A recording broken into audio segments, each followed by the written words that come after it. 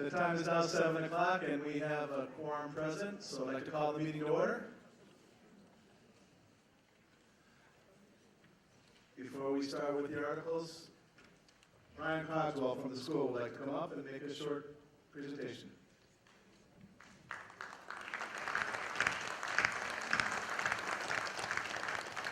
Thanks very much, John. I appreciate it. We would like to just kind of start tonight. We had as a lot of you probably already know, Lenox turns 250 years old next year. So the committee decided as we started to get things rolling that the first thing we kind of wanted to get going was to end up with a logo and something that we could say, this is what Lenox is kind of all about.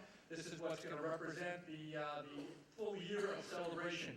I know you'll hear a little bit more about the celebration and all that coming up a little bit later, but just want to talk briefly about, you can look in the front here, we have our 5 finalist posters up here in the front. So what our contest went with was, we announced all of our mid-school students, announced over the PA system in our bulletin to all of our students here that we were doing the logo.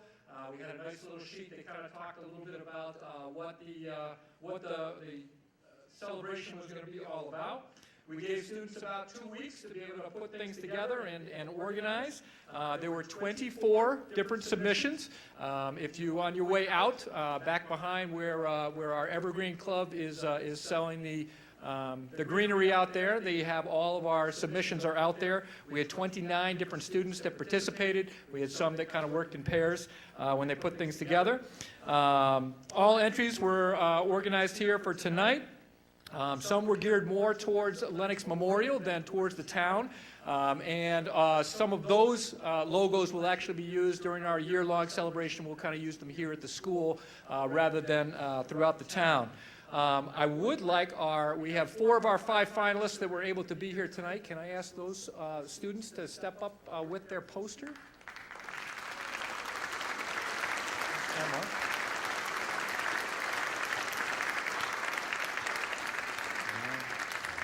Well, I know the other 4 are here. Spencer, you think maybe you could pop out and see if the other 3 are there? put our students to work there. So we had, once we got all of our logos, we grabbed a number of Lenox teachers and some staff that have been here for a long period of time, kind of know what Lenox is all about. That group sat together and came up with our 5 finalists here. Once we got that 5 finalists, we then sent them back to the 250th committee, and the committee was the one who stepped up and chose our winners along here. Ladies, come on up. So Emma, you can just step right with yours. So we have one of our finalists was not able to be here tonight. The one on the far left, or my left, your right, was from 8th grader Jonah Krushna, and that was one of our finalists. So congratulations to Jonah for hopping in there. We have a nice certificate, a Lenox pin that we use here at the school when students kind of step above and beyond. They're awarded a Lenox pin, so we have a nice certificate, a Lenox pin, and the committee got together and a little gift certificate for each of our finalists here as well. Over on my right, your left, is 8th grader Emma Sorrentino, so congratulations, Emma, as a finalist.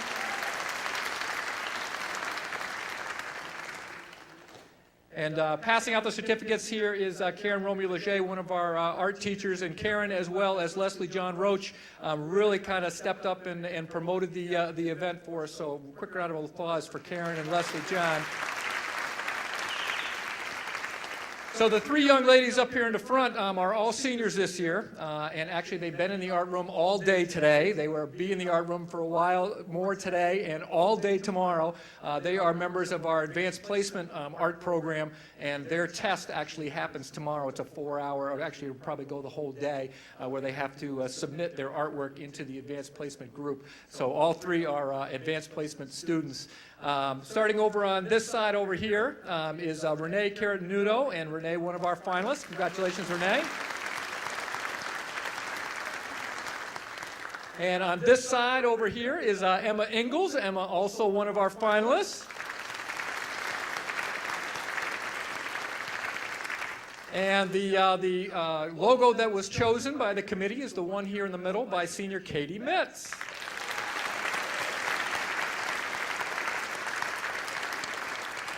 And so the exciting part for the logo there in the middle is you see it now up and big and in front of you, wonderful. It will also appear on a lot of our advertisements, our posters, our flyers, and things will go out. There will be T-shirts for sale with that logo on it at some point also. And what we're going to do here is we're actually going to take them out so we're able to kind of see the stage and everything, but we will leave them on display in the lobby. So on your way out tonight, please take a moment and really, really appreciate the work that these ladies have done. So congratulations, ladies. Nicely done.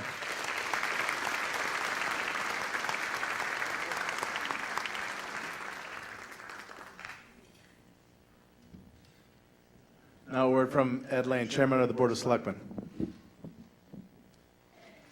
Good evening, everybody, and thank you, ladies, for doing that. Katie, special congratulations. So good evening. My name is Ed Lane. I'm the current chair of the Board of Selectmen, and I welcome you to the 2016 Lenox Town Meeting. Thank all of you for being here and for being involved, because this is a very important part of the process of town government. It's really very important.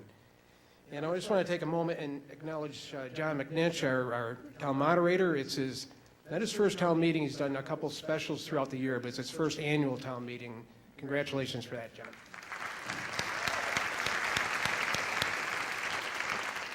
And next, I need to introduce and thank my colleagues on the Select Board, Channing Gibson, Warren Archie, Dave Roach, and Ken Fowler. Just such a great group of people to work with. We get along well. We have kind of different interests, different areas of expertise, but we all pull together for the same, the same good of the town. It's a joy to work with all of you. So thank you. And of course, I need to thank Town Manager Chris Ketchen and Director of Administrative Services Mary Ellen Deming. Thank you both for all your help throughout the year. So in the past year, we have 4 notable retirements that must be acknowledged. All 4 are lifelong residents of Lenox or Lennoxdale and work long careers for the town and also are very active in the community. First is Ray Kirby. He worked for the DPW and the cemetery department. Ray worked for the town for 23 years. And if any of you are here, just please stand up when I call your name. Next is Marie Claudie Doobie. Claudie was elected to treasurer in 1987 and served as town clerk treasurer until January of this year. Claudie had 29 years of service.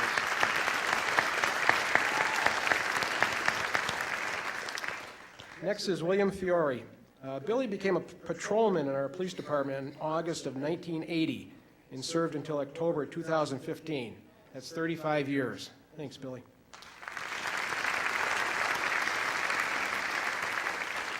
And last is Ricky Fiore. Ricky began working in our water department basically, well, probably during high school as a kid, and soon after that he became full-time and worked there through his career. He's highly respected throughout the county for his dedication to improving water quality and water distribution. And Rick served the town for 41 years.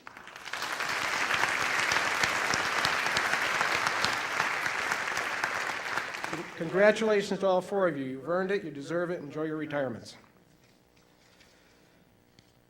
So town meeting and town government, it doesn't just happen. It's a culmination of a lot of hard work by a lot of people, town staff, and many, many, many dedicated volunteers. Volunteers are the backbone of town government, not only preparing for the town meetings tonight, as we see tonight, but by becoming members of our appointed and elected boards and committees. Volunteer firefighters, ambulance squad members, community center activities, and on and on. So I encourage anyone here that would like to volunteer or just to contact the town hall or one of us or however you want to do it. I'm sure you can fit in somewhere with whatever skills you have, and we'll make you feel comfortable in whatever you want to do and for whatever amount of time you can devote. So please give it some thought. So here we are tonight presenting to you and looking for your approval for the 2016 town warrant. It includes a budget that is realistic and well thought out, providing the services that you, the citizens, have indicated that you want and need. Public safety, fire, ambulance, and police, Department of Public Works, water, sewer, and roads, youth services, and senior services through the community center, and a well-run and professional administrative and financial staff at Town Hall, and of course, a school system that we can all be proud of. All things that make a great community. Also, we'll be presenting an aggressive capital plan for your approval. Buildings, infrastructure, water and sewer upgrades are our biggest challenges in the future. Everyone knows that these issues, many unfunded mandates by state or federal government, are not going to go away. Smart management is to face these challenges now. Ignoring or delaying repairs and upgrades is not the answer. And also this year, we worked with our neighbors in Lee and Stockbridge to form an administrative review committee to develop ways that the three towns could share services or equipment purchases. Already, the Lee and Lenox building inspectors are working together, and it's working out quite well. As other opportunities come up that make sense, provide efficiencies, and hopefully provide cost savings, more will happen. I feel very important that we should continue in this direction. Thank you very much.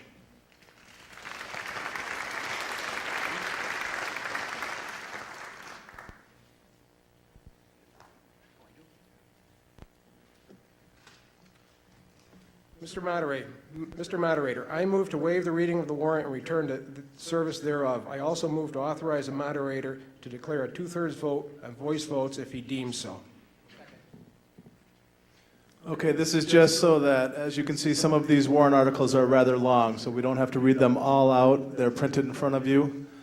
And if for a voice vote, that I can declare two-thirds or majority. All in favor? Aye. Opposed? Carries. Okay, and now I'd like to invite to the podium Town Manager Chris Ketchen.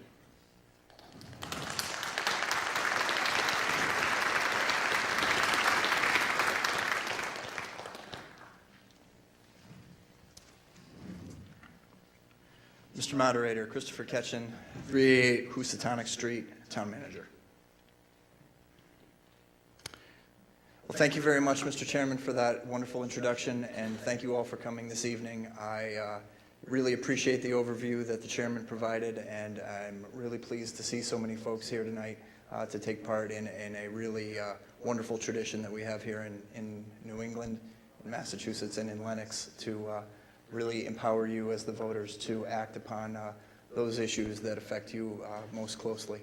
I'm going to take the next few minutes to present the town's FY 2017 budget, as well as a number of challenges and successes from the prior year that we've been tackling here in town government, as well as a forecast of those issues that I see on the horizon that will be coming before you tonight, as well as some that we have to look at down the road.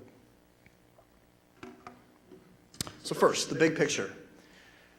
The articles presented before you tonight for FY 2017 total $26.4 million in terms of their overall tax impact when we go to fill out the tax recapitulation worksheet for the Department of Revenue in the fall.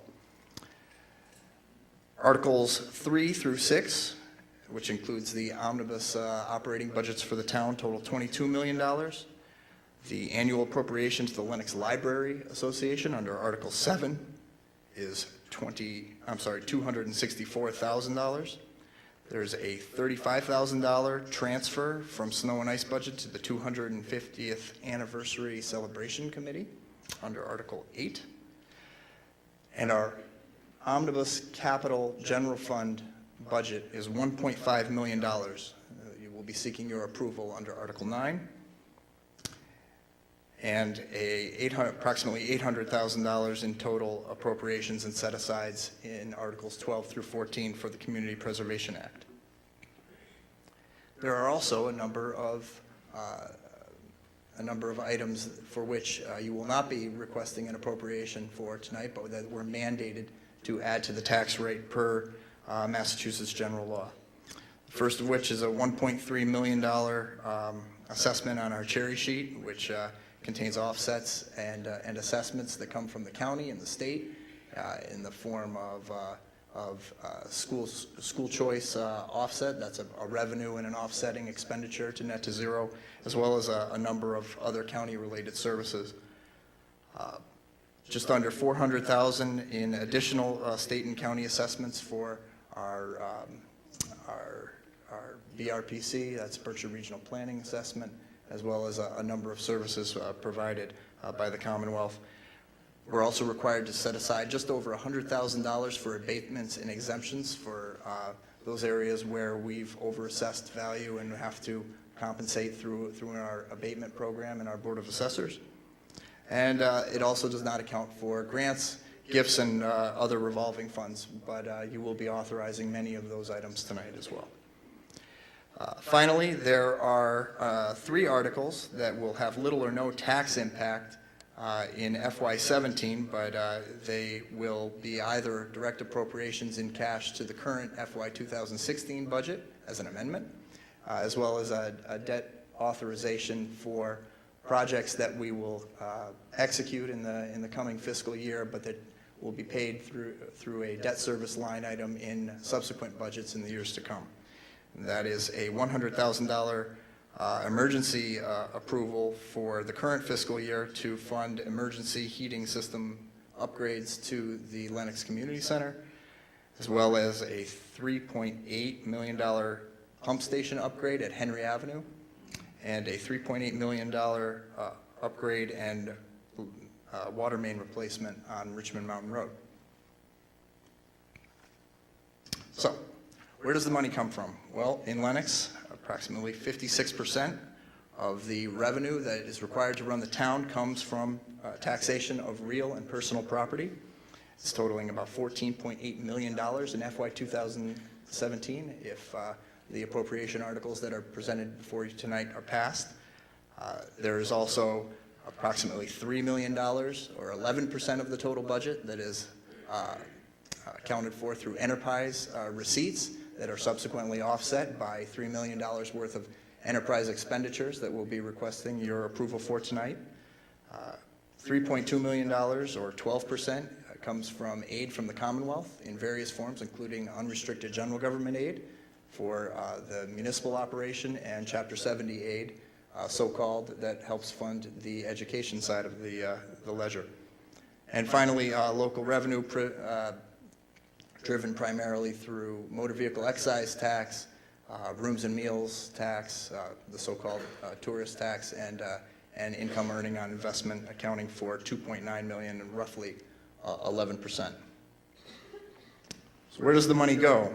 Well, in Lenox, approximately 46%, or $12.2 million, goes to fund our outstanding public school system. I should say our outstanding and, I guess, gold medal winning public school system. Congratulations.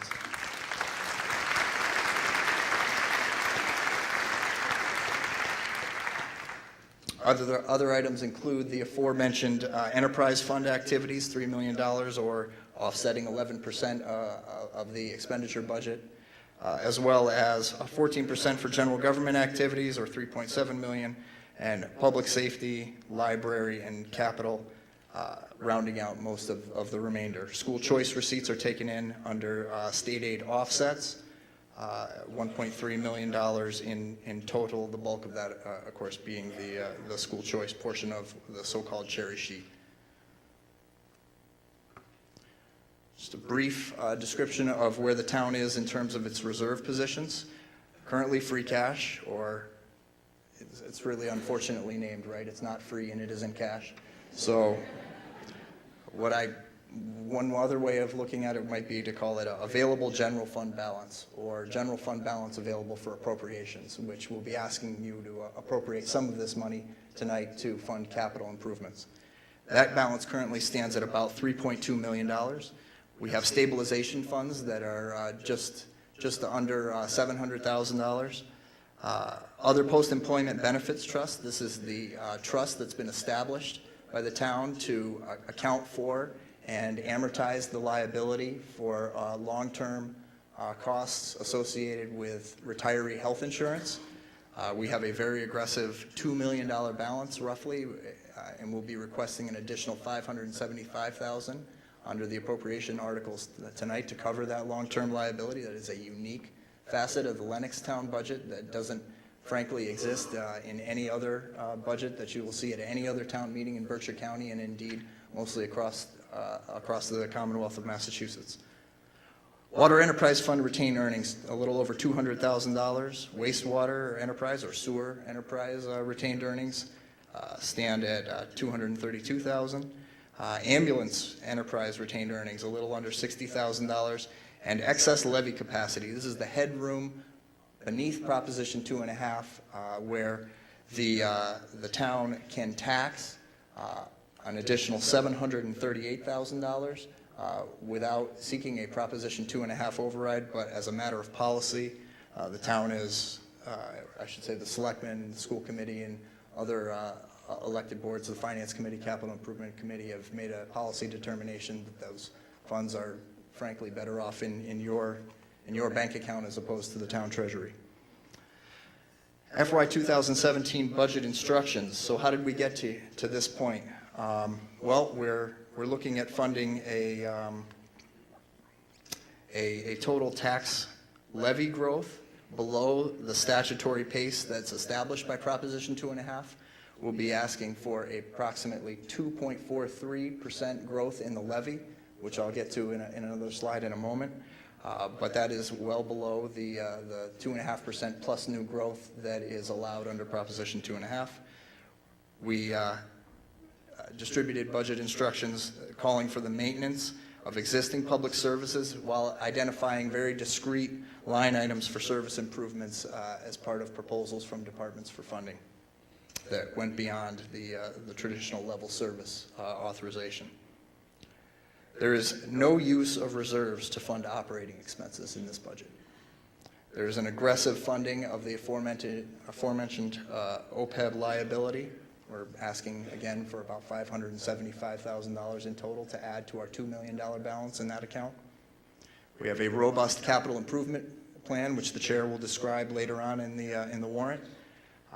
We have zero reliance on taxation to fund water or sewer enterprise fund activities.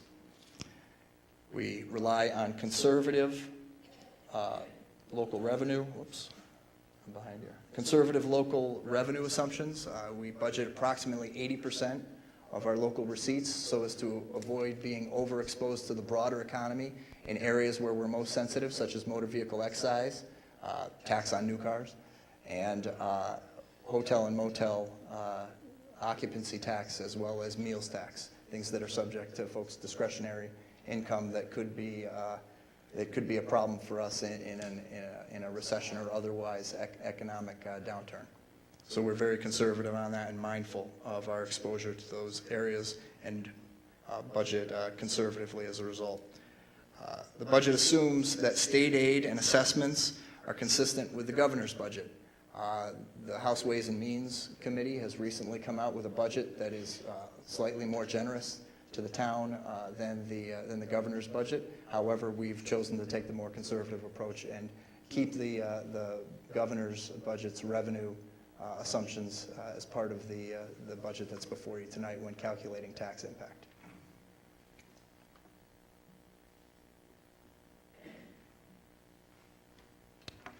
So, in an effort to forestall some of the specific questions that may come up on line items that have changed significantly between FY 2016 and FY 2017 as listed in Article 3 of your warrant, I want to describe some of the major cost drivers that are affecting the town. Most notably, most departmental increases are driven primarily by a 14.2% increase in employee health insurance premiums.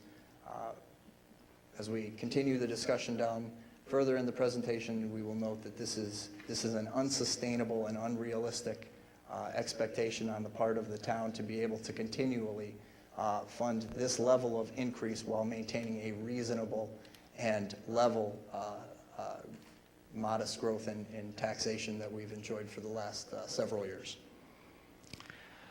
There's a rather large percentage increase in elections and registrations. This is budgeting for the higher volume of a presidential election year, which we are going into. Economic Development, there's an increase in funding request to be made available to the Board of Selectmen to support a more aggressive marketing effort along with our partnership with the Chamber of Commerce. The Land Use Department in the warrant shows a significant increase due to Lenox appropriating 100% for budgetary purposes of the Shared Building Department. However, what's not shown in that appropriation line item is the 50% offset that the town will receive from the town of Lee as payment for those shared services. The cemetery budget is showing a large percentage increase. This is due to additional funds as part of a strategic initiative to better maintain headstone repair and landscaping for the cemeteries. This is a follow-on effort that is intended to honor the rather large appropriation made by the Community Preservation Committee to bring the care and maintenance of the cemetery up to a more appropriate level. And finally, we're expanding lifeguard hours at the Lenox Town Beach, so you will see a similar disproportionate uptick in the appropriation request for the Lenox Community Center. So I'll note that this slide is difficult to see, but it is probably the one that most of you care about the most. And this is the growth in the tax levy for FY17. So we're projecting a 2.43% tax levy growth in FY17.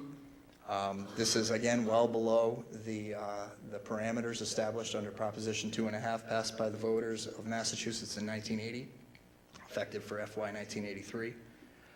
However, there is a sizable uptick that we're projecting in FY 18.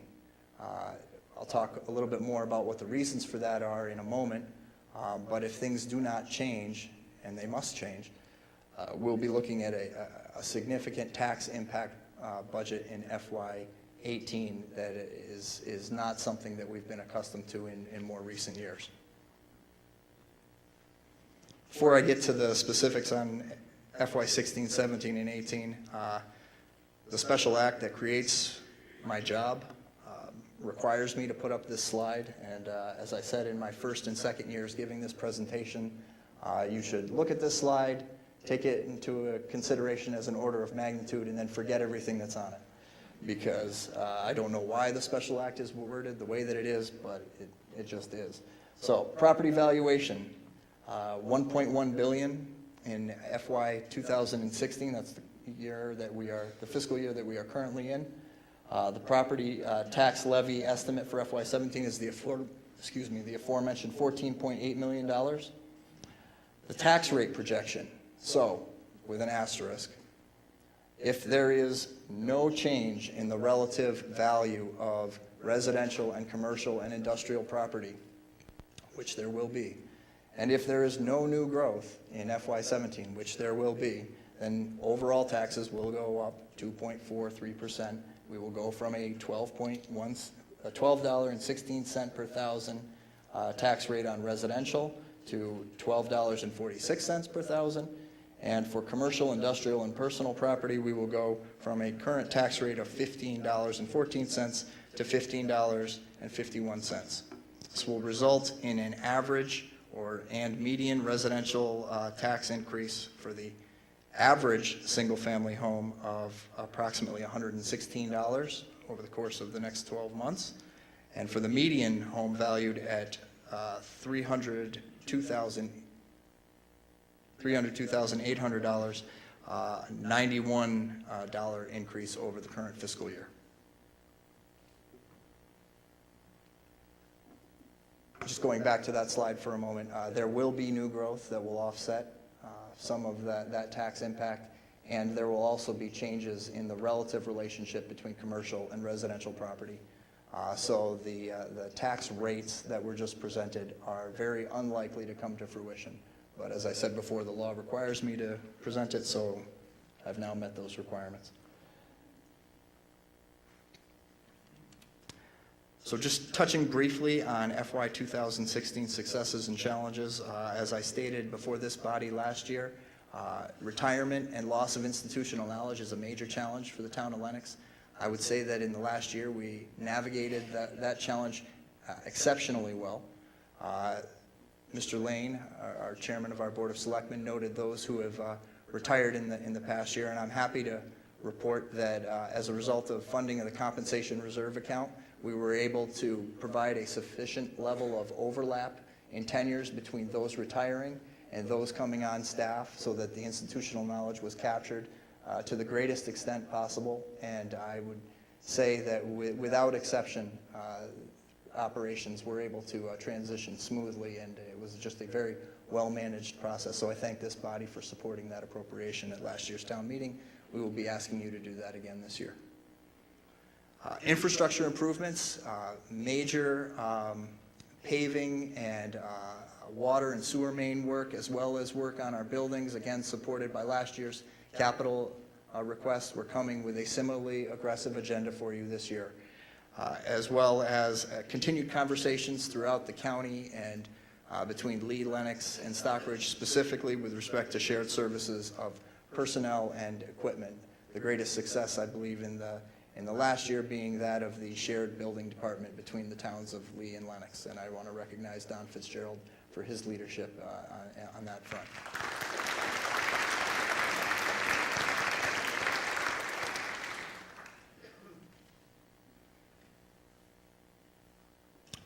So, there's three topics that I want to discuss with you as far as the road ahead in FY 2017 is concerned.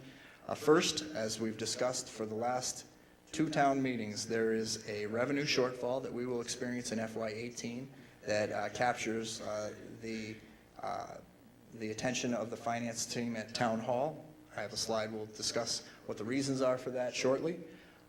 We're also going to continue to confront our major infrastructure demands through major capital investment in the coming year, if you're so inclined to approve the articles that will be presented before you tonight, which I hope you will.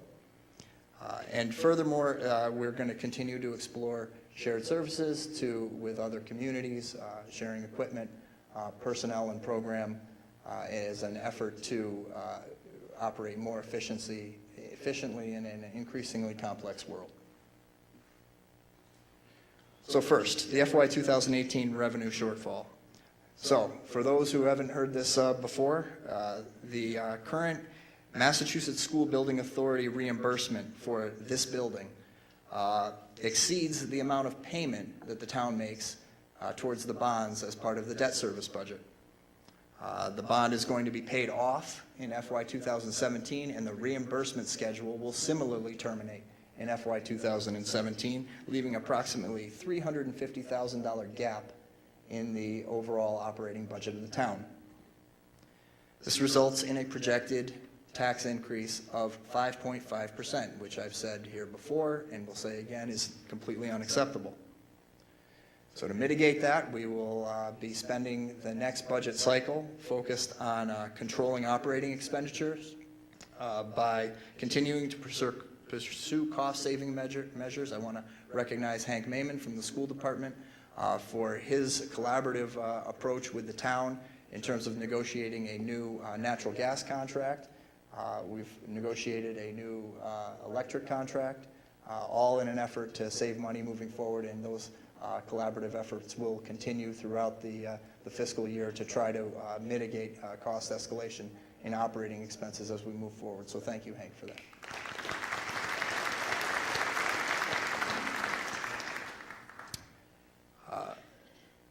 Many of the town's labor contracts will be expiring at the close of this fiscal year, so renegotiating responsible successor agreements for those contracts will be critical to cost containment, as well as exploring long-range employee health insurance options with our employees as part of a collaborative effort with both municipal and school employees and management.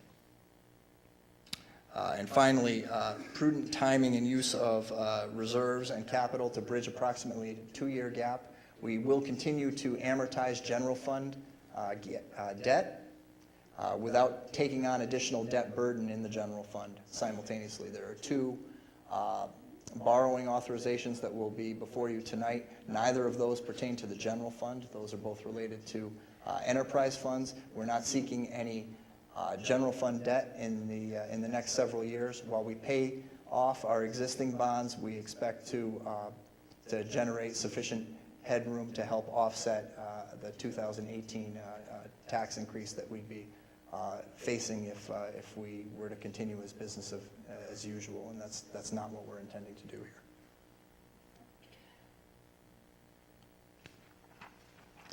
On the infrastructure fund, just real basic principles that we want to apply here. We want to be responsible. We want to approach capital asset management proactively, as opposed to reacting to needs that are acute and immediate and unforeseen, acknowledging that we have exactly that type of request before you tonight in the form of the community center boiler. But as a general rule, we want to invest prudently and proactively in our capital assets and maintain the fiscal effort and commitment to funding long-term capital. Make lemonade. When life gives you unfunded mandates, such as an MS4 permit or an EPA requirement to upgrade your wastewater treatment plant, it makes sense to build infrastructure that will meet future demands in addition to just meeting the basic mandates that you're required to meet. We have a 40-year-old wastewater treatment plant that we'll be talking about for the next several years, and it's incumbent upon us to not just meet the minimum standard in terms of an upgrade, but also meet foreseeable requirements that treatment plant will be required to perform at. And then finally, focus. We're going to be asking you to make some structural changes tonight to confront some of the bigger challenges that we see down the road, specifically as it relates to our buildings. As we look at the capital plan moving forward, there are a number of big-ticket building improvement items, and that's going to require a substantial focus on the part of a new committee that we're proposing to establish to deal strictly with town buildings, both municipal and school. That's Article 18, and the establishment of not only a reinvigorated capital improvement program, but also a permanent building committee to focus on these projects. And then finally, shared services. As the population continues to decline in Berkshire County and also in Lenox, service demands are increasing and often with greater complexity, leaving the town vulnerable to liability in a number of areas. We need to be moving forward in a more collaborative, smarter, more efficient way if we're able to present you with more sustainable budgets year over year, as well as provide those services that you've grown accustomed to with the excellence that you've grown to expect. And we're already pursuing a shared building inspector, building commissioner between the towns of Lee and Lenox. We're sharing equipment with Stockbridge and Lee. We've established a committee infrastructure to bring new and innovative ideas before the towns to help offset future cost increases through greater efficiency. In the coming years, we'll be looking at proposals to explore shared administration and management, potential for ambulance, potential for human resources, as well as our continued effort in sharing and equipment. So, in conclusion, we're operating again from a position of fiscal strength headed into the next fiscal year, 2017. However, we acknowledge a structural imbalance in FY 2018. Nevertheless, we remain ahead of our peers in most fiscal categories, such as funding OPEB, funding of reserves, and capital asset reinvestment. And nevertheless, we also continue to face long-term unfavorable infrastructure challenges. However, we are equipped to face those head-on and in a responsible and focused manner. So thank you.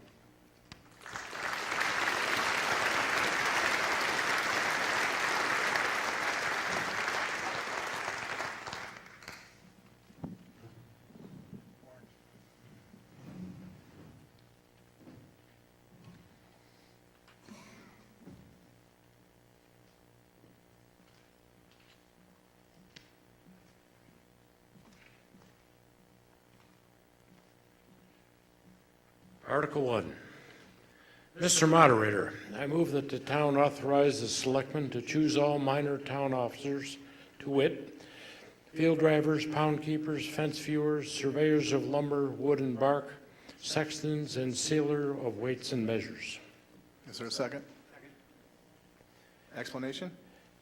This gives authorization for the selectmen to choose these minor and rather old-fashioned officers for the town.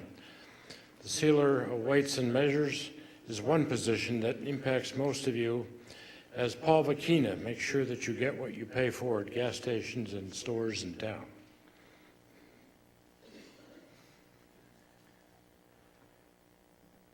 Any discussion? All in favor, please say aye. Opposed? Carried, unanimous. Article 2. Mr. Moderator, I move that the town authorize the treasurer to enter into a compensating balance agreement or agreements for fiscal year 2017 pursuant to Chapter 44, Section 53 of the General Laws. Is there a second? Explanation? This gives authorization for the treasurer to enter into compensating balance agreements with banks. A compensating balance agreement is where the town agrees to leave a preset amount of money in a bank in order to avoid any service charges on the account. At this time, the town does not need any such agreements because the banks are not imposing any service charges on our accounts. Is there any discussion? All in favor, please signify by saying aye. Opposed? Carries, unanimous.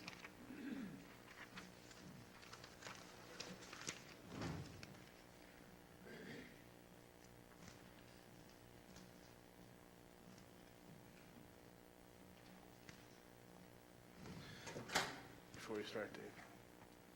Okay, this is the budget, so on this one, what we're going to do is, when Dave reads the motion and seconded, he's going to read down the list. As it goes down the list, if there's anything, any one line item you'd like to speak out, just please yell out, hold. We'll continue on. I'll mark that down, and we'll go back and discuss those after the motion is seconded. Thank you. Mr. Moderator, I move that the town vote to raise and appropriate funds for the operation expenses of the town for fiscal year 2017 as follows. Administration and Finance, $265,351. Town Treasurer Clerk, $116,699. Town Collector, $96,061. Compensation Reserve, $120,000. Operations Support, $85,900. Elections and Registration, $11,833. Economic Development, $85,000. Town Debt and Interest, $863,043. Audit and Reserve Account, $536,845. Insurance and Bonds and OPEB, $989,851.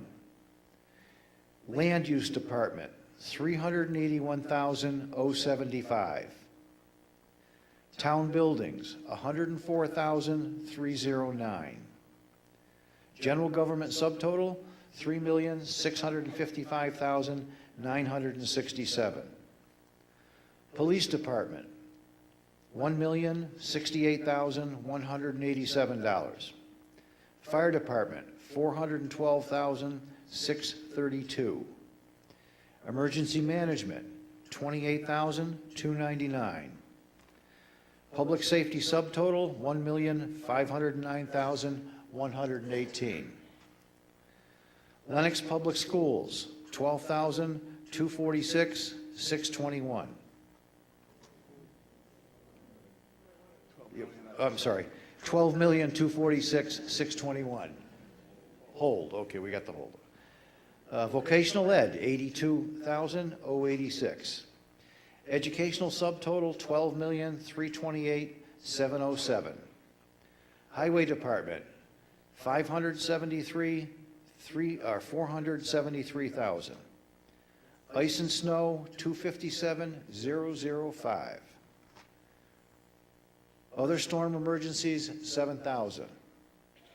Cemetery, $116,828. Public Works subtotal, $954,306.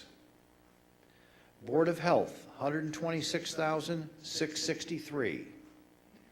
Veteran Services, $70,113. Human Services subtotal, $196,776. Community Center, $343,940. Academy Building, $7,824. Historical Commission, $10,950. Celebrations, $2,200. Historic District Commission, $100. Cultural and Recreation subtotal, $365,014. Our total budget, $19,009,888. Thank you, Mr. Moderator. All right, there was a second. Explanation? Dave? Explanation on, you want to do an explanation on that or no? No, I'm going to ask, we didn't get any other hold, so. No, the only hold we have is on So the we're going school. to let the school committee come up and take that hold.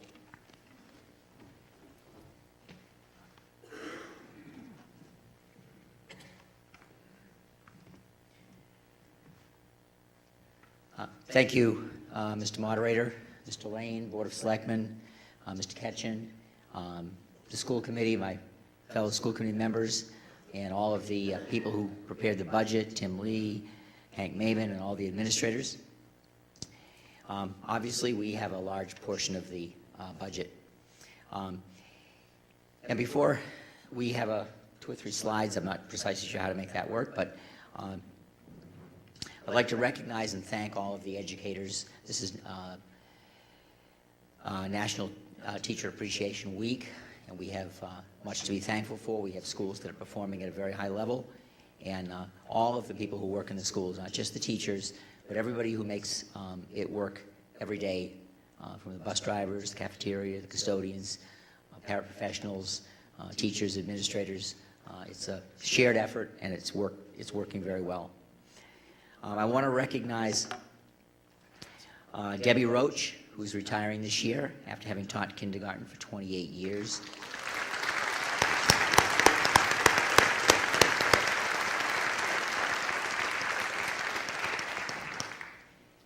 Debbie would do whatever she was asked, was gracious, and a wonderful role model for all of the 5-year-olds coming into kindergarten. Antoinette Fursanetti, 40 years teaching reading. She predates my having been here. I've been here 33 years. Tony Fursanetti has been teaching reading for 40 years, and it's a remarkable accomplishment.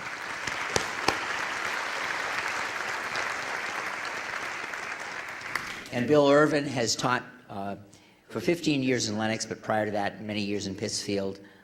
He's retiring from our English department here at the high school, and will definitely be missed.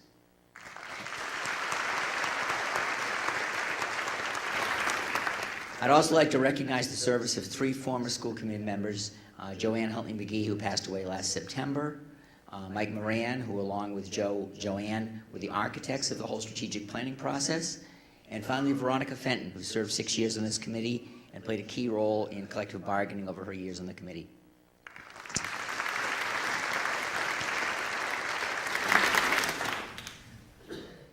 So,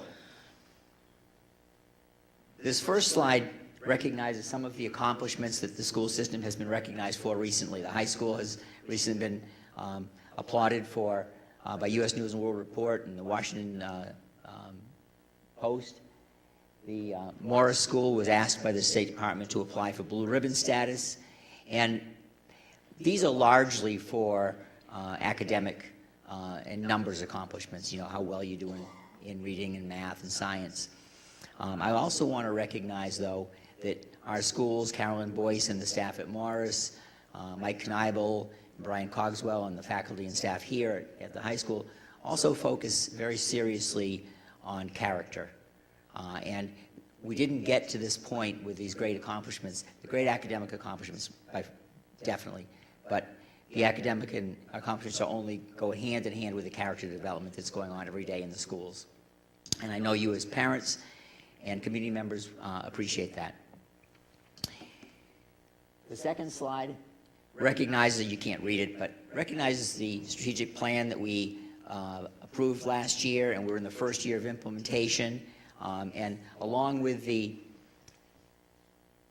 section on school culture, which I just alluded to, communication has been a very big aspect of the many of the goals of the strategic plan. And I want to point out that we have a new, robust, updated school department website.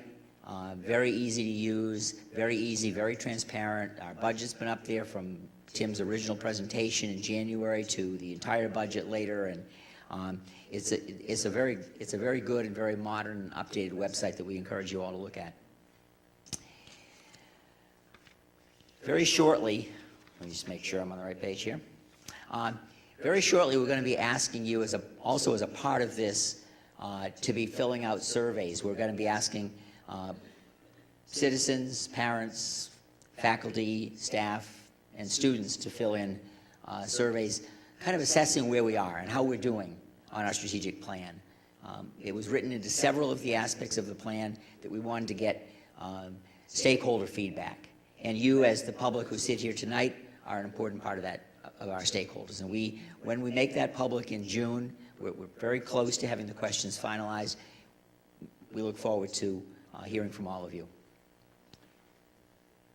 And finally, this slide shows the budget. We have many budget meetings, including a budget hearing, which we had in March, to which you're always all invited, and it's shown on TV and whatever.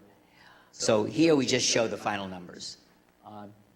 And of the part of the budget that we have the most control over, we're going up 0.99%. Overall, adding health insurance, we're going up 3.65%. Our superintendent, Tim Lee, presented a very responsible budget to us this year. As a school committee, we added a little bit to it, but in all, we're going up 1% on what we can control, and that health insurance that was mentioned was going up 14% or something like that. Plays a big part in the benefits. So finally, I just want to say our schools are strong today because of the great support, the great kids we get, the great faculty and staff who work with those kids, and you parents and community who send them to us. So I'd like to thank you. Thank you, Mr. Moderator.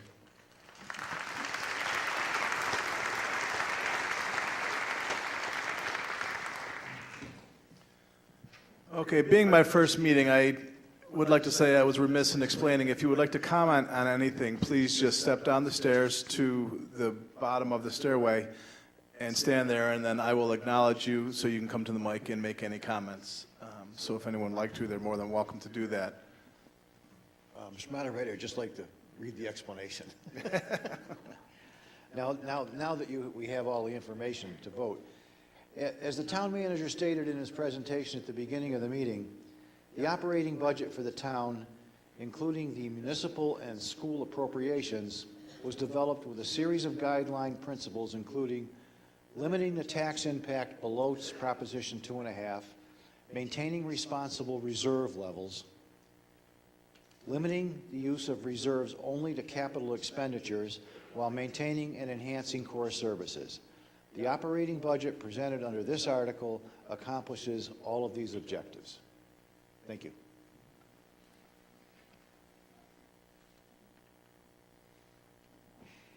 Okay, a vote in favor for this will be a vote for the entire budget. So all in favor, please signify by saying aye. Yes? Aye. Opposed? Carries unanimous.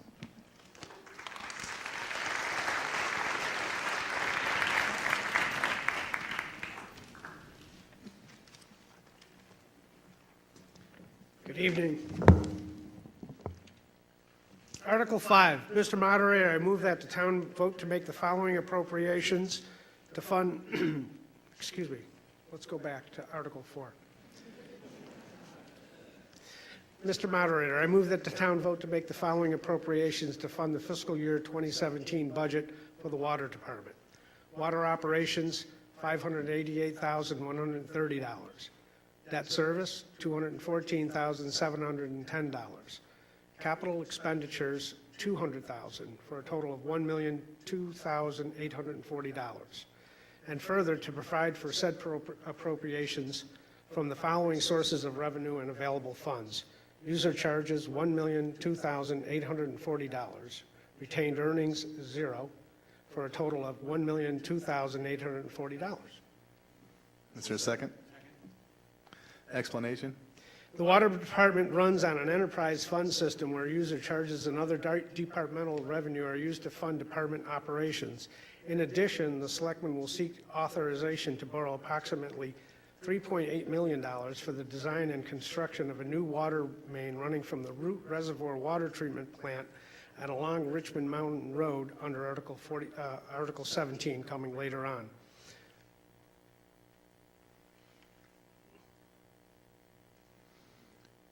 Any questions? Is that your line? That's my line. I just would like to take a moment here to also acknowledge the fact that we just got our water review, and once again, we have very good water coming down that mountain to us, and congratulations to the people that make that happen. This is one of the few towns where you can draw a glass of water and you don't have to worry about it, and it's, I guess the word would be delicious.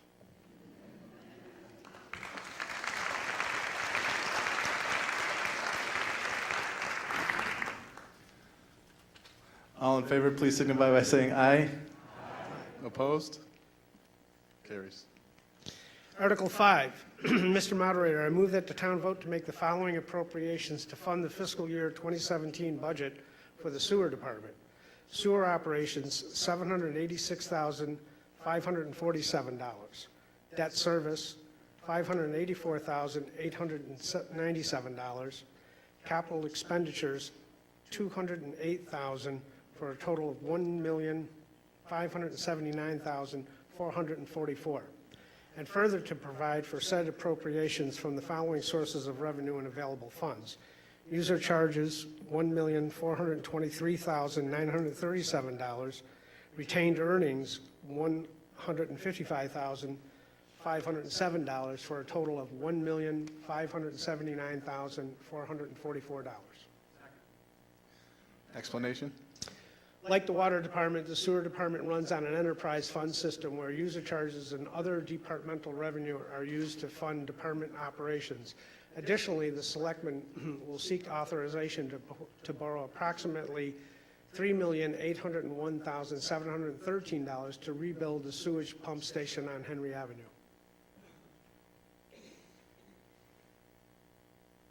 Discussion? All in favor, please signify by saying aye. Aye. Opposed? Unanimous. Thank you.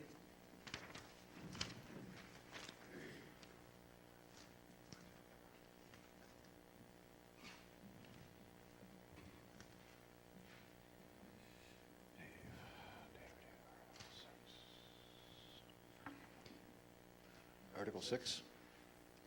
Mr. Moderator, I move that the town vote to raise and appropriate the sum of $416,043 for the operation of the ambulance squad for the fiscal year of 2017. And further, that the town vote to rescind the vote taken under Article 18 of the May 5th, 2000 annual town meeting, which accepted the provisions of Chapter 44, Section 53F and a half of the general laws, ambulance operations as an enterprise fund. Explanation? I've got an explanation here, but I think the easiest way to explain this is that we've been running the ambulance totally as an enterprise fund for a number of years now. But what's happened is that we do about 1,000 calls a year, and a lot of it's with private insurance. And when you build a private insurance company, you might not get the money for 90 days, 120 days. So that makes it difficult for the ambulance as an enterprise fund to pay its immediate bills and its staff. So what we're going to do as a town is we're going to move that enterprise fund or something or very similar to it into the town, and then we're going to backstop that. We're still going to get the money. It's going to run on a break-even basis, but it'll be out for a longer period of time. So does that make sense? So that we will not have to worry about the ambulance squad trying to scramble for dollars to pay bills while they have receivables out there. So we're going to cover the receivables. Did I say that correctly? Okay. Any discussion? All in favor, please signify by saying aye. Aye. Opposed? Carries. Article 7, Mr. Moderator. I move that the town vote and raise and appropriate the sum of $263,551 for library services to be provided by the Lenox Library Association in fiscal year 2017. Second. Explanation is that, and this comes from my heart because I work with a number of extremely dedicated people who run our library, and we're fortunate to have a private nonprofit association raising the majority of the dollars to run the Lenox Library. The town in recent years has contributed roughly 45% of the needed operating funds through library service contract with the Lenox Library. The Lenox Library raises other funds privately. The proposed appropriation for next year is 2% more than this year's appropriation, which allows us to meet the state minimum requirements for certification. The town also supports the library through continued debt payment on the bond used to purchase the building. Any discussion? All in favor, please signify by saying aye. Opposed? Mr. Moderator, Article 8, I move that the unencumbered balance of $35,000 for snow and ice appropriated under Article 4 at the 2015 annual town meeting warrant be transferred to the Board of Selectmen for the town's 250th celebration. Explanation. Explanation. 2017 will mark the 250th anniversary of the town of Lenox. Many activities are being planned over the course of the year and next year to celebrate this milestone. The 250th Anniversary Committee is expecting to raise an additional $30,000 to fund approximately half of the cost of the year-long series of events. Simultaneously, the town had a very mild winter with respect to its snow and ice removal, so we are able to transfer the requested funds from that account and thus avoid placing any additional burden on the residents. Now, I know that we have our committee member here who would probably like to show the video. Where are we here? Okay. Do we have that set up, Olga? Yep. Yeah, come on up. Come on up to the microphone. This is a very active committee of a lot of volunteers within the town. You've already seen what the school has done for us. You're going to see a lot more. Olga's going to present a short thing. I mean, I look out to the audience tonight and I see a lot of people that helped us celebrate our 200th anniversary almost 50 years ago, and it was a lot of fun. The town did a lot. It's a great thing for the town. So I don't want to steal Olga's thunder, but you go right ahead. I am. All right. I'm sorry. That's all right. I'll just repeat it, Jake. Okay, that's fine. Olga, could you just start by letting everyone know who you are? Okay, I'm Olga Weiss. I live on West Street. And unfortunately, I mentioned this to the Board of Selectmen several years ago, that the fact that we were going to have this wonderful historic event in our town. And they said, oh, great.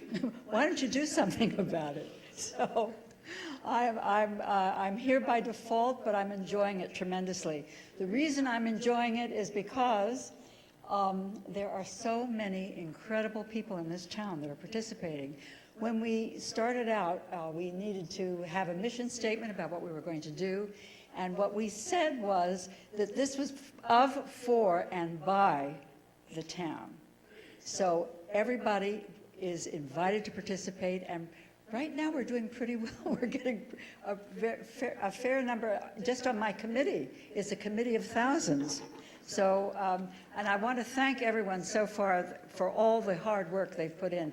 You have no idea how many moving parts there are for planning a year's worth of events for the year 2017. See a lot of your smiling faces here, and you're all smiling back. I get it.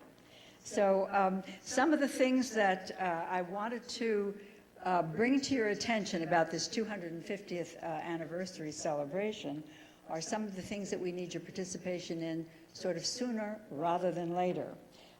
The first one has to do with the parade. The parade is going to be the parade to end all parades. There was a great one in '67. This one is going to be unbelievable. So just before I start, maybe we do our little pony show here. Yeah.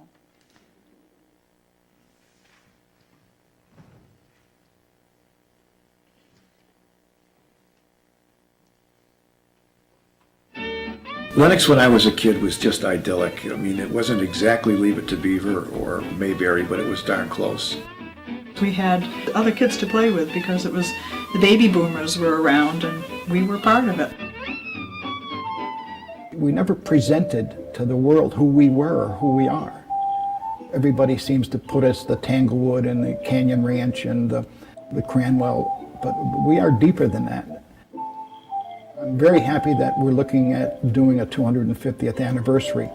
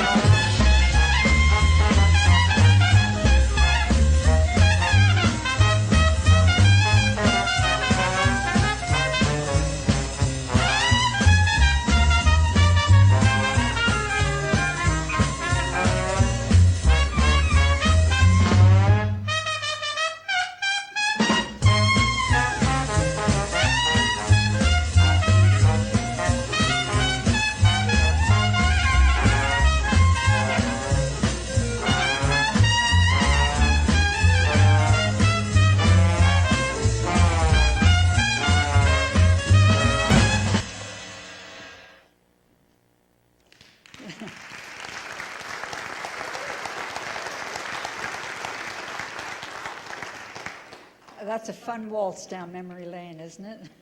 It's so wonderful to see things that we don't see anymore, such as the I can't think of the name now.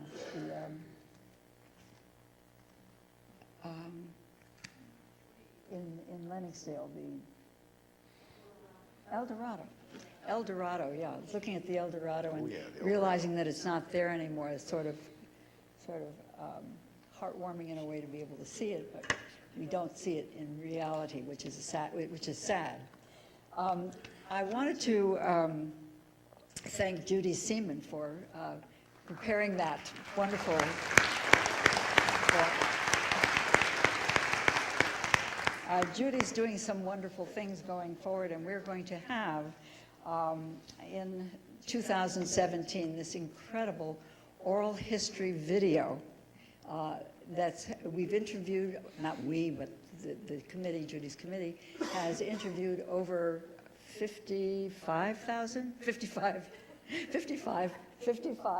people from the town, our most venerated citizens, and there's been professional input. I think Channing's been involved.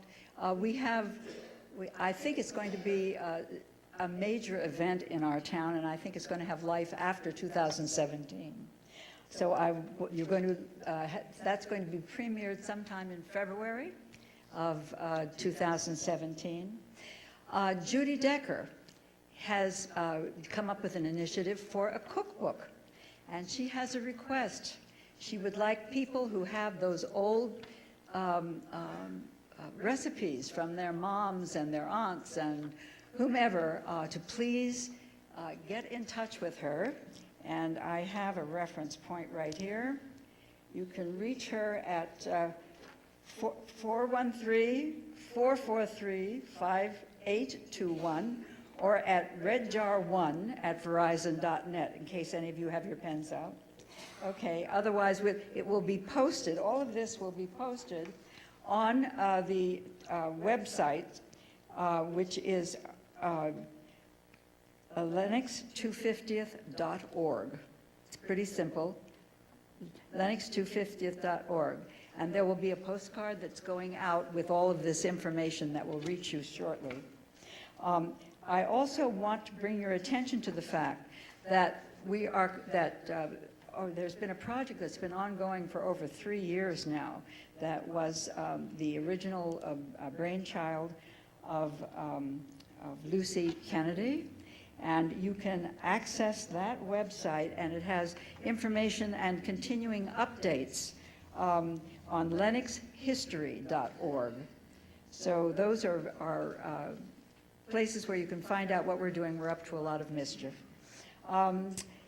Then Joanne Keeter has been leading our fundraising, and our first big event is going to take place this November at November 5th from 7 to 9 p.m. It's going to be at the Lenox Club. It's going to be a cocktail party fundraiser with a silent auction featuring the best Lenox shops, artisans, and restaurants.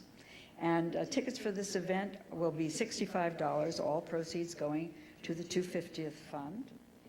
We've already begun to receive donations, major donations, and we're moving right ahead. We've even had a wonderful member of this community who passed away, but had the forethought to ask that anything that people wanted to give in memoriam be sent to the 250th Committee for this year's worth of celebration.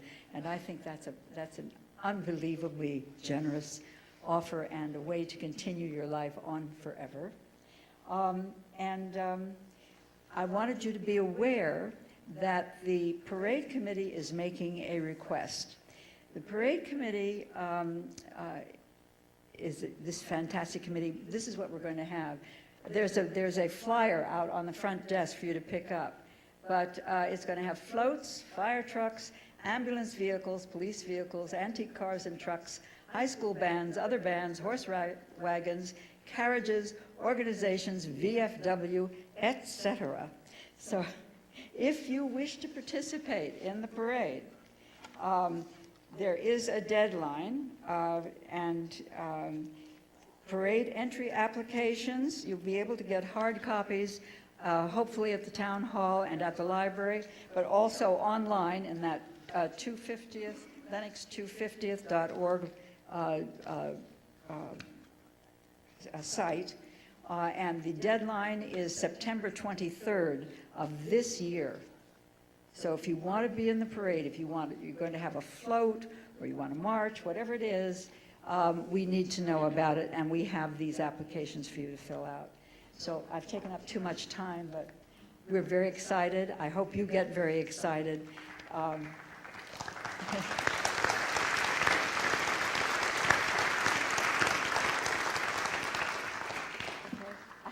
I just had one more thing, because I don't want to leave out the schools.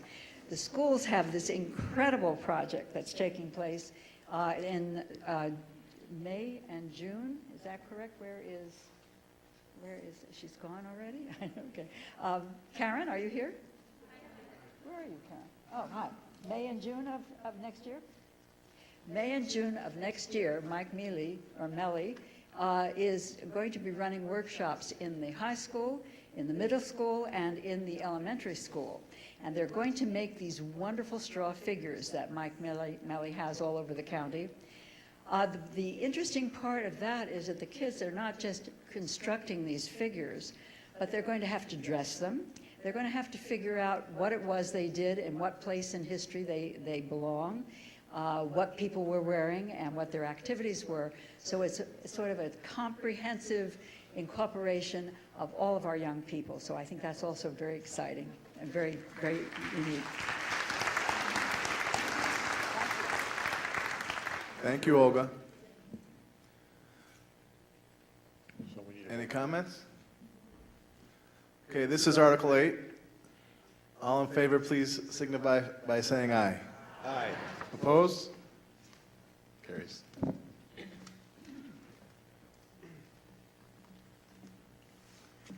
Okay, Article 9. I move that the town vote to raise and appropriate the sum of $1,512,360 for the following capital expenditures. Highway Department expenditures, $840,000. School Department expenditures, $370,200. Fire Department expenditures, $20,000. Police Department expenditures, $10,000. Town buildings and equipment expenditures, $100,000. Community center expenditures, $88,160. And land use expenditures, $84,000. And further, to provide for said appropriations to raise and appropriate the sum of $712,360 in a transfer from free cash as certified on July 1st, 2015, the sum of $800,000. Explanation? The town has over $60 million worth of capital assets that require a robust fiscal effort to properly maintain and reinvest in infrastructure and equipment. And I can't emphasize enough the importance that we keep up with this. As I alluded to in my remarks earlier, our biggest expenditures in the next many years are going to be buildings and infrastructure projects. And if we kick the can down the road, if we don't maintain what we have, it's going to cost us dearly in the long run. So it's just, it's not good management, and we need to just reinvest in what we have. Any discussion? All in favor, please signify by saying aye. Opposed? Thank you.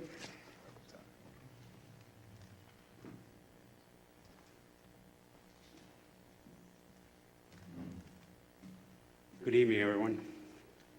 Article 10, Mr. Moderator, I move that the town vote to appropriate $100,000 to fund the emergency replacement of the boiler and for design work for the heating system at the community center, and further to provide for said appropriation by transferring said sum from free cash as certified on July 1st, 2015. Explanation? Very unexpectedly, in April, the heating system located in the community center building sustained a catastrophic failure, suddenly requiring the town to look into the installation of a new system. The appropriation request will solve the immediate heating concerns while funding exploration and engineering for a long-term permanent system upgrade. Are there any comments? All in favor, please signify by saying aye. Aye. Opposed?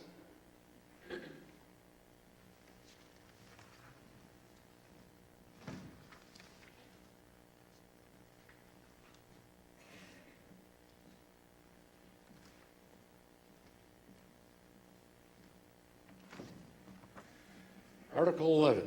Mr. Moderator, I move that the town vote to accept funds being provided by the Commonwealth of Massachusetts under the provisions of Chapter 90 of the general laws to pay for such costs as allowed by appropriate legislation in connection with the maintenance, repair, and construction of town ways and bridges. Is there an explanation? Per state law, each year we seek voter approval to accept state funding for road work in town. And the good news, we expect to receive approximately $290,000 in Chapter 90 funds for this year, which will support repaving work. Comments? All in favor, please signify by saying aye. Aye. Opposed?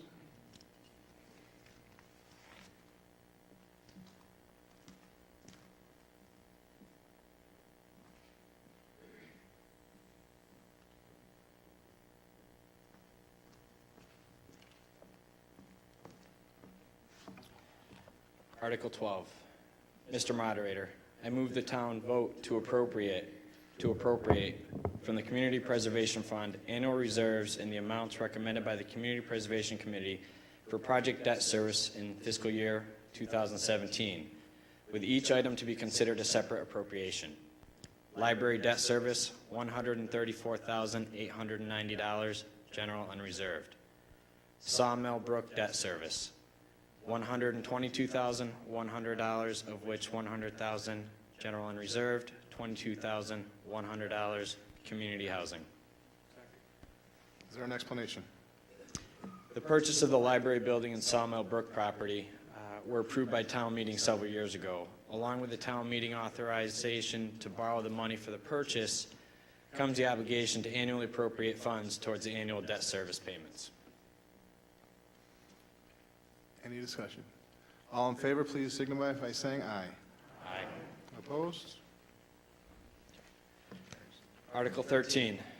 Mr. Moderator, I move the town vote to appropriate a reserve from the Community Preservation Annual Reserves in the amounts recommended by the Community Preservation Committee for community administrative expenses, community preservation projects, and other expenses in fiscal year 2017, with each item to be considered a separate appropriation. Administrative expense, $18,750. Historic Resources Reserve, $37,500. Community Housing Reserve, $37,500. Open Space Reserve, $37,500. General Unreserved, $243,750 for a total of $375,000. Is there an explanation? Under the Community Preservation Act, we are required to appropriate 10% of historic resources, community housing, and open space sleeves, respectively. This act allows the town to make an appropriation for the community's administrative needs during the fiscal year also, and this allows us to continue to put that money aside. Comments? All in favor, please signify by saying aye. Aye. Opposed? Article 14. Mr. Moderator, I move that the town vote to appropriate from the Community Preservation Fund annual reserves in the amount of $169,290 from Open Space Recreation, as recommended by the Community Preservation Committee for the town beach project. Is there an explanation? The town is seeking an appropriation of $169,290 for structural and accessibility improvements to the Lenox Town Beach. This request is financially supported by the reservation of $144,210 in the general fund. The total estimated cost is $313,500. The goal of improving the beach is in line with the enumerated objectives of the Town Open Space and Recreation Plan approved in 2013. Specifically, the plan states the following objectives: improve gaps in recreational opportunities, develop new recreational opportunities, and work to ensure that all facilities are compliant with American with Disabilities Act. Additionally, enhancing the beach and access is listed as a high priority on the Open Space and Recreation Plan's action plan. It's a stated goal of the Community Preservation Committee to create and preserve recreational opportunities. Therefore, we regard this as a strong proposal worthy of CPA funding.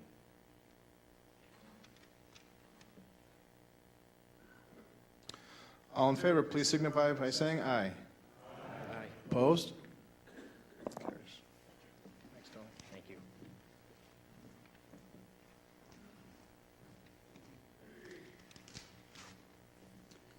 Article 15.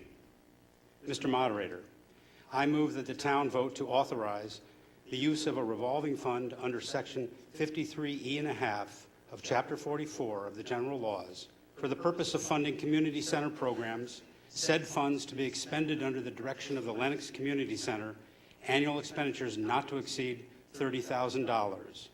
And further, that the town vote to authorize the use of a revolving fund under Section 53E1/2 of Chapter 44 of the General Laws for the purpose of funding supplemental inspectional services, said funds to be expended under the direction of the Land Use Department, annual expenditures not to exceed $25,000. Is there a second? Explanation? This is a housekeeping item. These revolving funds have been previously authorized by town meeting and already exist on the town's books. However, because of the requirements of the enabling legislation, they must be reauthorized by town meeting on an annual basis. All in favor, please signify by saying aye. Aye.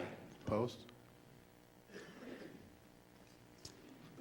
Article 16, Mr. Moderator, I move that the town appropriate $3,860,000 to pay the costs of designing and constructing a sewage pump station located at Henry Avenue, including the payment of all costs incidental and related thereto, and that to meet this appropriation, the treasurer, with the approval of the selectmen, is authorized to borrow $3,825,450.34 under and pursuant to Massachusetts General Laws C-44 S-7-1 and S-8-15, or pursuant to any other enabling authority, and to issue bonds or notes of the town therefore. And further, that in accordance with MGL C-44 S-20, the unencumbered balance of $34,549.66 for sewer system improvements appropriated and borrowed under Article 21 of the May 1st, 2008 annual town meeting warrant, which balance is no longer needed to complete the project for which it was initially borrowed, be transferred to meet the remaining portion of the $3,860,000 appropriation. Explanation? All those MGL subheadings get you. With the recent upgrades to the wastewater pump stations at New Lenox Road and Brunel Avenue, the Henry Avenue upgrade represents the third and final upgrade in this series. This article will allow the town to perform the necessary work to complete the upgrade. Prior to this town meeting, the Department of Public Works conducted competitive bids for the project, and the bids in hand came in below the initial estimates presented at last year's town meeting. Any comments? All in favor, please signify by saying aye. Aye. Opposed? Carries.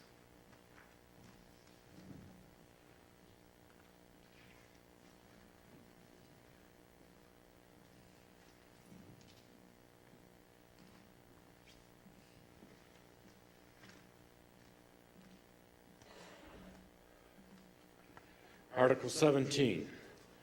Mr. Moderator, I move that the town appropriate $3,801,713 to pay the cost of designing and constructing a new water main running from the Root Reservoir Water Treatment Plant and along Richmond Mountain Road, including the payment of all costs incidental and related thereto, and that to meet this appropriation, the treasurer, with the approval of the selectmen, is authorized to borrow $3,787,970.58 under and pursuant to Mass General Laws Chapter 40, Section 8.5, or pursuant to any other enabling authority, and to issue bonds or notes of the town interior. An explanation. Oh, you have more. I left it on the table.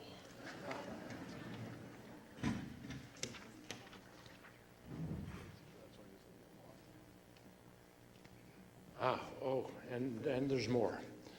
And further, that in accordance with Massachusetts General Laws, Chapter 40, Section 20, the unencumbered balance of $13,742,000.42 for water system improvements appropriated and borrowed under Article 20 of the May 1, 2008 annual town meeting warrant, which balance is no longer needed to complete the project for which it was initially borrowed, be transferred and to meet the remaining portion of the $3,900,000 appropriation.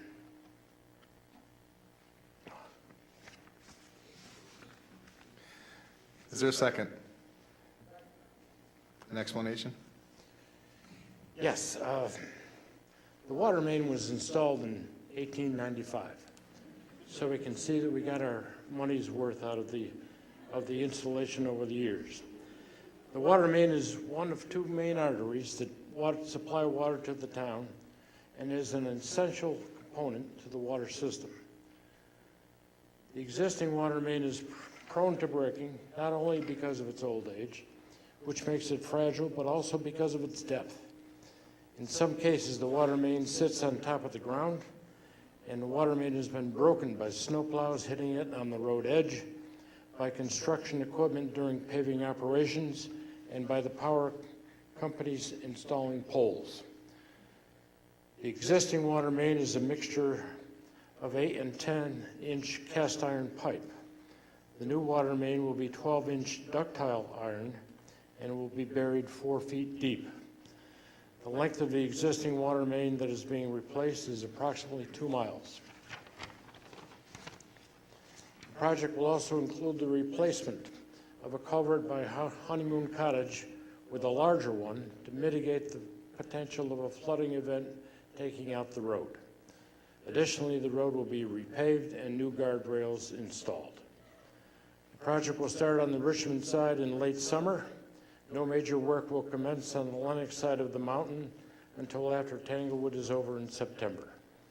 Richmond Mountain Road will be closed Monday through Friday afternoon, beginning in September for 3 months while construction takes place.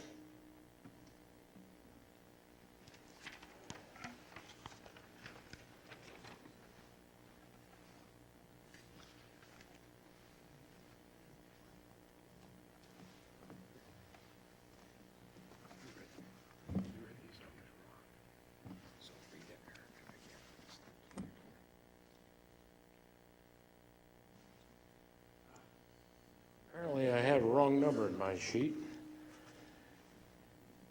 And to correct that, Mass General Laws, Chapter 44, Section 20, the unencumbered balance of $13,742,042.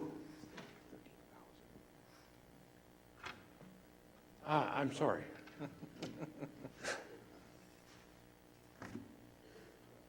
The unencumbered balance of $13,742.43, a lot different than I said before. Improvements appropriated and borrowed under Article 20 of the May 1, 2008 annual town meeting warrant, which balance is no longer needed to complete the project for which it was initially borrowed, be transferred to meet the remaining portion of the $3,801,713 appropriation. Sorry about that.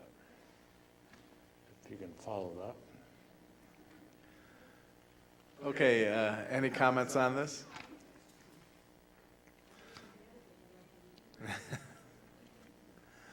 All in favor can signify by saying aye. Aye. Opposed?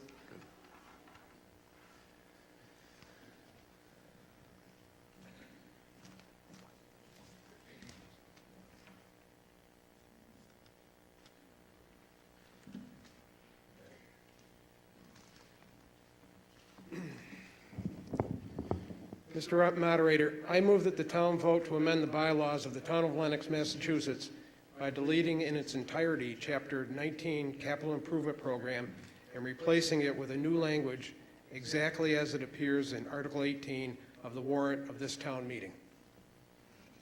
Is there a second? Explanation? Yeah, I'll give you an explanation. It's kind of lengthy. I'll try and keep it as clear as I can of what the objective of this article is. The objective is not to eliminate the capital improvement program, but to streamline the process in one respect, but also adding another layer of involvement to implement these plans.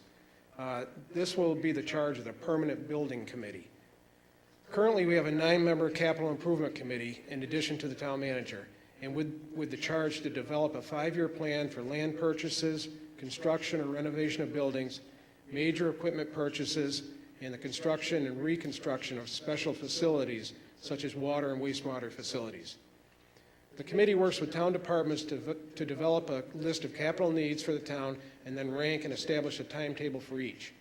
This plan is then presented to the Board of Selectmen and the Finance Committee and ultimately to town meeting for approval. After approval, these projects are under the control of town staff and department heads.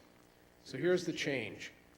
The 9-member committee will be eliminated. The town manager will work with the department heads to develop the plan, present it to the Board of Selectmen and a Finance Committee with the operating budget.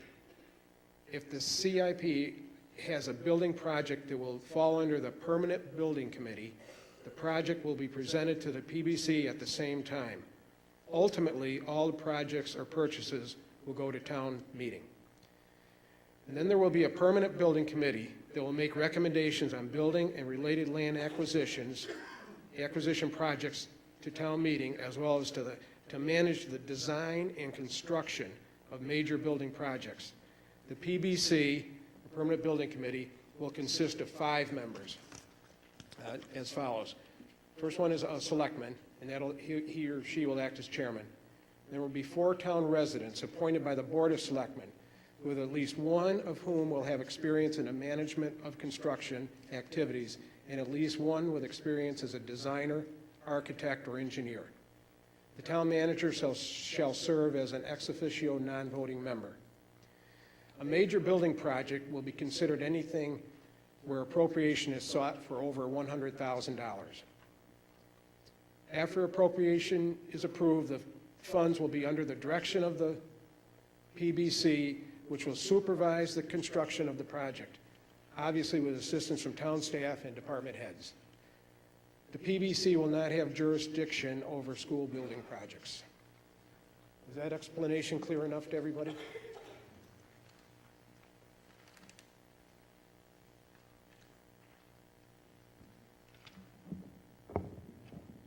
Tom Romeo, 54 Reynolds Street, Lenox. The question that I have, or it sounds like a good idea to have a building committee.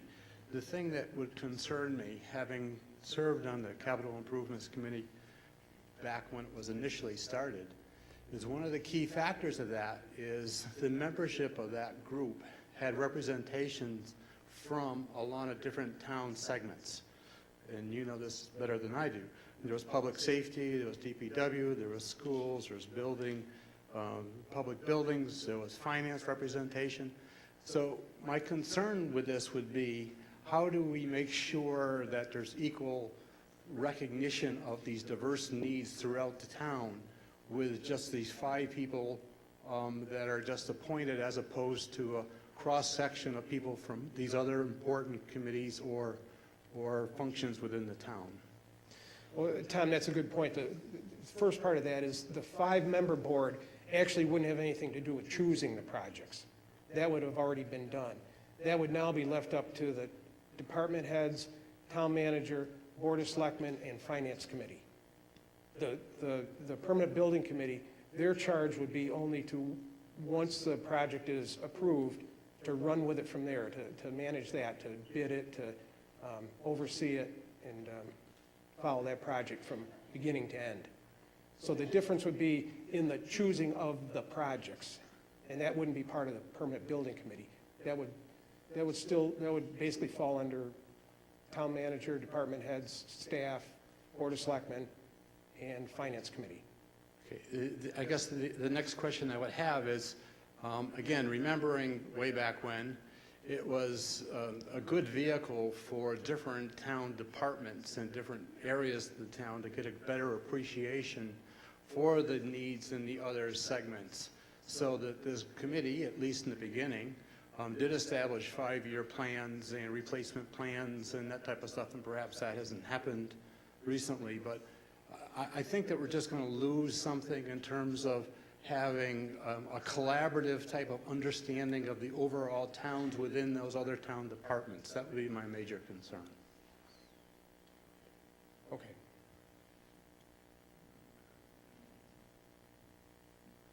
Kate McNulty Vaughn, 10 Post Road. I have to apologize. This is the first time I've seen the language for this, as I'm sure that is the case for lots of people in town. But as I look at this and see this committee in charge of building projects and land acquisition projects, I wonder sort of what the connection between activities that might take place through CPC, whether once those projects are vetted by those committees, then oversight of those would move to this committee in some way also, or sort of what the relationship is here, say, of some purchase that might be made of land, or the Sawmill Brook project, or how does that relationship? I think it's, Katie, I think we're gearing this more towards where purchase of a building or sale of a building, not the open space type of things, anything that CPC would be involved in. Yeah. Do you want to I mean, clarify, Chris? there are definite benefits to that to be seen. It's just sort of, I'm trying to figure out how all these pieces fit together. Yeah, that's a great question. The reference to land acquisition in the bylaw is only where the acquisition of land is required for the construction of a facility to house the functions of an operating department of the town. It's not where there'd be a purchase of open space. That would not be within this community's jurisdiction. Thank you.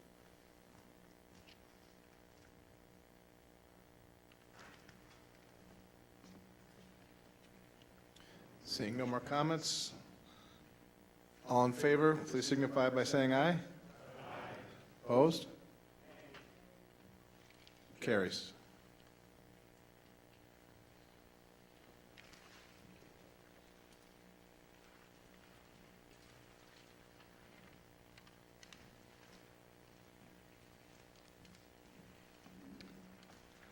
Cameron Spaulding, Planning Board.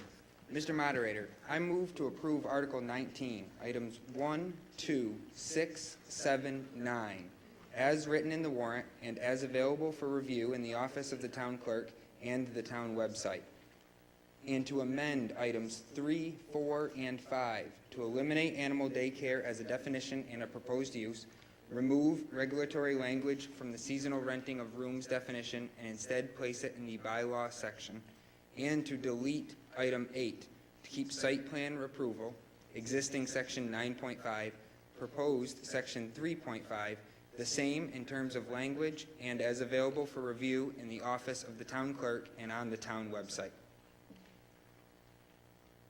Is there a second? Explanation? 1 second, I'll get some slides.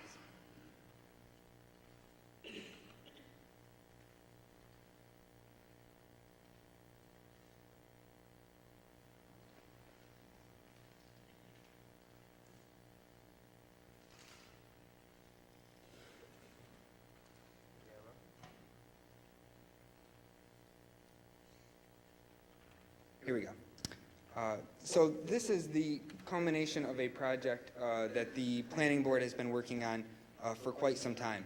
The Planning Board has worked with consultant Judy Barrett of RKG Associates to modify and improve the Lenox zoning bylaw. In addition, the reorganization and paring down of redundant text in the bylaw itself, the Board identified certain changes which align with the goals and objectives of the 1999 Master Plan. The proposed changes do not deviate from the goal and intent of the Lenox zoning bylaw, nor Chapter 40A, the Zoning Act. The Planning Board voted to recommend the amendments on April 12th and held a public hearing on April 19th. Minor changes to the language were made as a result of that meeting on May 3rd. An explanation of the changes has been available in the office of the town clerk and on the town website since April 1st, 2016. And there was also this handout when you came in today. So we'll go through a quick timeline. We began in 2014 working with Judy Barrett of RKG. We held public forums throughout 2015 and 16. We saw a lot of you there. We held several different charrettes, and we held an all boards meeting in 2016, 2017 to go over those changes. We had a working group made up of the town manager, the ZBA, planning board, town planner, and the inspections department. The main goal, like I said, was to review and recommend some changes. There was a long public process. Those open houses in 2015, an all boards meeting in February of this year, leading to an info session on April 12th and a formal public hearing April 19th that brings us to these changes.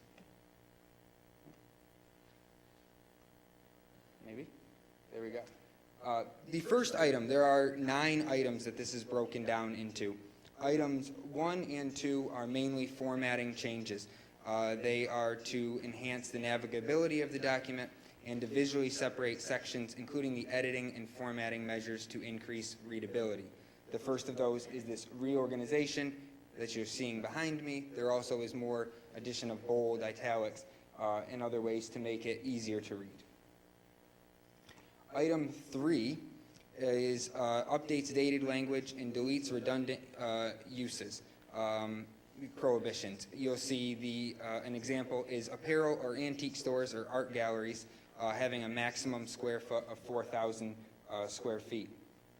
We also updated things like changing the term for an apartment building to a multifamily dwelling.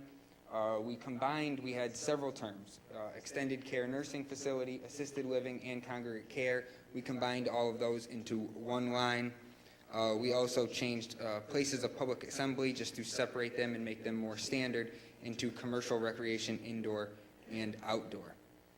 There were several other small changes involved in that, as well as updating the term, and this will come up later, of customary home occupation and changing that to be just home occupation. Also, under item 3, I already mentioned before that change about apparel stores. Currently, we have a separate definition from retail just for apparel, antique stores, and galleries that actually prohibits them in the downtown district. You've all walked through downtown Lenox and have seen many art galleries and apparel stores that are less than 4,000 square feet. One thing that was included in this that is not, when I mentioned amendments in the motion, is that item of animal daycare for dogs or domestic pets. We did hear feedback at several of the hearings about that section of the bylaw, so that has been removed. It would include the inclusion of a kennel, which is in a commercial use only in commercial zones and regulated like any other business. This behind you will show the use table to try to explain where some of those changes take place. Multifamily dwellings are currently not allowed in the R30 district. Under this change, they would be allowed by special permit only. They also would be allowed by special permit in the industrial district. You will also see that there are changes to, the commercial recreation outdoor to not allow it in one of the commercial districts and by special permit in the C district and the industrial district. The indoor, there is a change from not allowed to being allowed by special permit in the industrial district. These changes of making them allowed by special permit in the industrial district is more of a reflection of a changing use that you'll see everywhere of industrial districts. As there is less manufacturing, we have a lot of land that we obviously want commercial uses in. This opens up more uses. Non-exempt educational use was not a term that we had. It is a new term that's defined, and we have set out, you'll see behind me, where that is allowed and not allowed.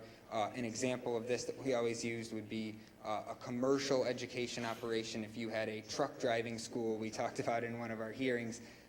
So that's the kind of thing that's covered here. Regular educational uses we don't have really jurisdiction over.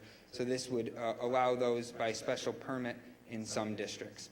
An eating place establishment, the restaurant exemption, this has been mentioned by different people. This would be allowed in the C3A, which is simply to recognize a use that already is happening in that district and bringing more buildings into conformity with the bylaw. You will also see a small change under the storage or sale of oxygen or propane gas. Right now we say that's not allowed in the industrial district. We all know that happens in the industrial district. This just brings that into conformity. You'll also see the custom manufacturing of goods sold at retail on the premises. This is almost a reflection of the term that you hear all the time is actually in the food industry, this kind of farm-to-table operation. This is more of a small artisan making a good that is sold directly in their shop, maybe a small wooden toy that they carve for a toy store, something like that. This would be allowed by right in the C3A and C1A district by special permit in the downtown commercial district, and it would be allowed in the industrial district. Those kennels that we mentioned, they would be allowed in the commercial and industrial districts. This map behind me now will show you kind of where those districts are, if you're wondering. So you can see the map behind me to let you know where that is. If anyone has questions later, I can come back to this and point out specific guidelines. Under definitions, this will be item 5 of these 9 items. You will see we had written a definition for animal daycare. We are striking that because we're not putting the animal daycare change into this bylaw. But we do have new definitions for commercial recreation, outdoor and indoor. As I said, this comes from the old places of public assembly. It's just splitting it into 2 and basically leaving the definitions how they were, just separated into 2 different items. There is also now a definition for the custom manufacturing of goods, like I mentioned, the small craft pottery or something like that. Educational use non-exempt, which we talked about, is now defined. We updated the definition of a family. Home occupation, this we're going to talk about some more. This is a definition. This was customary home occupation. This is now just home occupation. We'll talk about that again.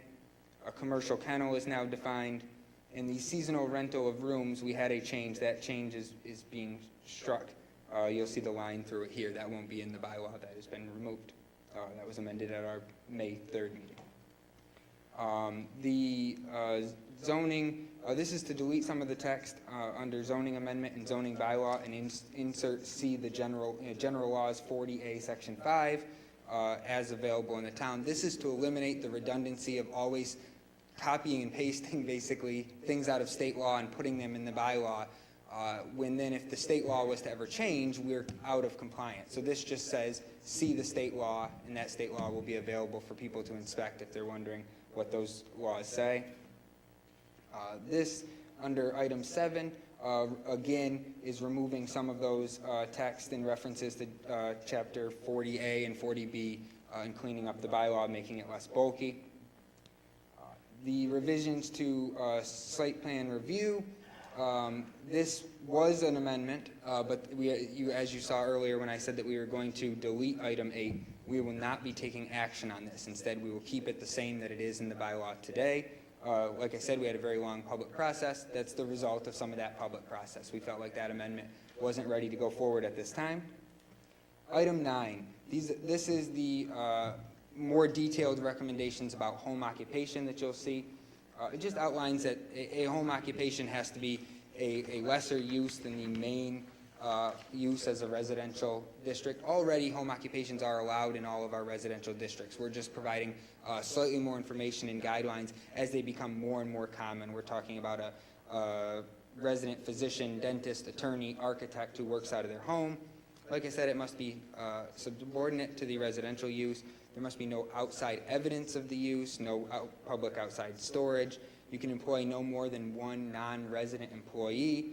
You can have no more visitors to the building than can fit into 1 passenger car. You can't use exterior accessory buildings. You can't change them. You have to comply with performance standards about delivery, noise, vibration, odor, gas, smoke, fumes, dust, those kind of things that could bother a neighbor in a residential district. We're now going to provide some guidelines to try to minimize those impacts, and that you can only have 1 home occupation per single dwelling except by special permit. We also will say that if you don't comply with all of these maybe more strict regulations, you are allowed to apply for a special permit, but of course the neighbors would be notified. They could be at that hearing. So that brings us through the 9 items in your bylaw. Like I said, just to reiterate, we will not be acting on item 8, and 3, 4, and 5 had those changes to remove animal daycare and to go back to the current seasonal renting of rooms definition. Are there any questions?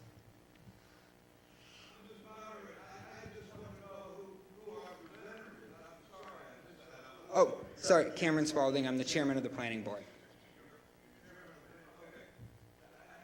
Are you recommending that... Sir, can you come down to the mic if you want to talk? Because I don't know who you are. And yes.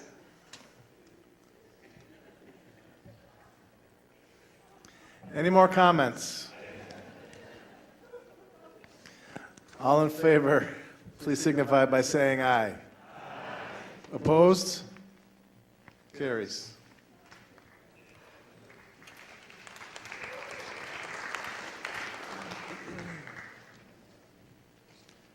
Article 20.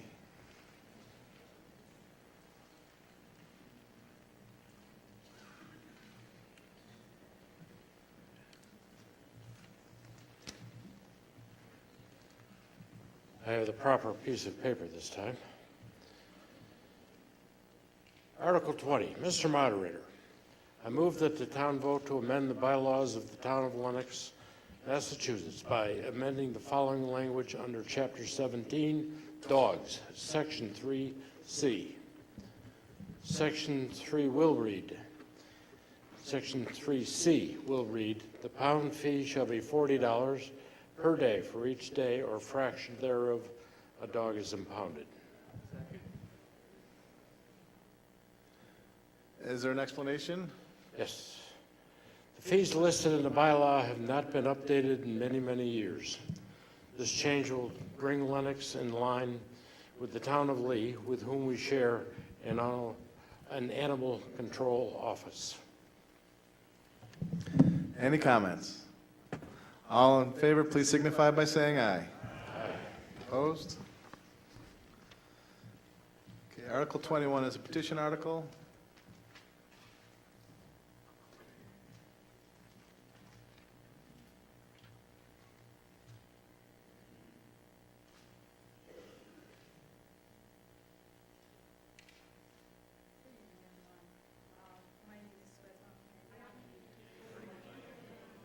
Just pull that down. Good evening, everyone. My name is Sweta Pandya. I am a co-owner of Magnuson Hotel right on Route 7 and one of the petitioner for Article 21. After discussing this article with town manager and town planner, we are in agreement no action should be taken on our request for a special tax assessment at this time. Therefore, I move that no action be taken on Article 21. Okay, the motion on the floor is to take no action on Article 21. All in favor, please signify by saying aye. Aye. Opposed? Very good. Okay, there is no motion under Article 22. Therefore, does anyone wish to motion to adjourn? So moved. Second.